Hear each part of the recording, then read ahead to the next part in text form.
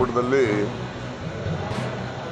One nation one election ಮಸೂದೆನ ಅವರು ಈಗಾಗಲೇ ಸಂಪುಟದ ಒಪ್ಪಿಗೆ ಪಡೆದು ಮುಂದೆ ಲೋಕಸಭೆ ಮತ್ತು ರಾಜ್ಯಸಭೆ ಮತ್ತು ರಾಷ್ಟ್ರದಲ್ಲಿರ್ತಕ್ಕಂಥ ಮೆಜಾರಿಟಿ ಸ್ಟೇಟ್ಗಳಲ್ಲಿ ಅದು ಮಂಜೂರಾತಿ ಆದಾಗ ಮಾತ್ರ ಜಾರಿ ಮಾಡಲಿಕ್ಕೆ ಸಾಧ್ಯ.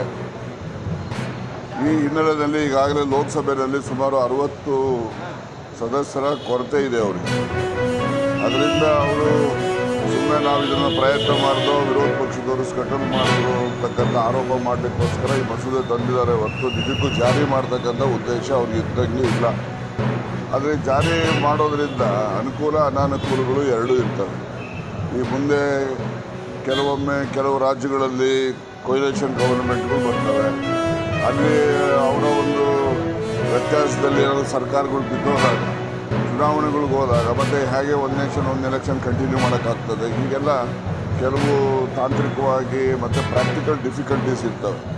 ಅವನ್ನೆಲ್ಲ ಈಗಲೇ ಆ ಸಮಸ್ಯೆಗಳಿಗೆ ಇವರು ಪರಿಹಾರ ಇಟ್ಕೊಂಡು ನೀವು ಅದನ್ನು ಜನರಿಗೆ ಕನ್ವಿನ್ಸ್ ಮಾಡಬೇಕೆ ಹೊರತು ಅಂತಹ ಗೊಂದಲಗಳಿಗೆ ಸರಿಯಾದಂಥ ಉತ್ತರ ಇಲ್ಲದೆ ಇವರು ಮಸೂದೆನ ತರಾತುರಿ ತರ್ತಕ್ಕಂಥದ್ದು ಸಾಧು ಅಲ್ಲ ಅಂತಕ್ಕಂಥದ್ದು ನನ್ನ ಅಭಿಪ್ರಾಯ.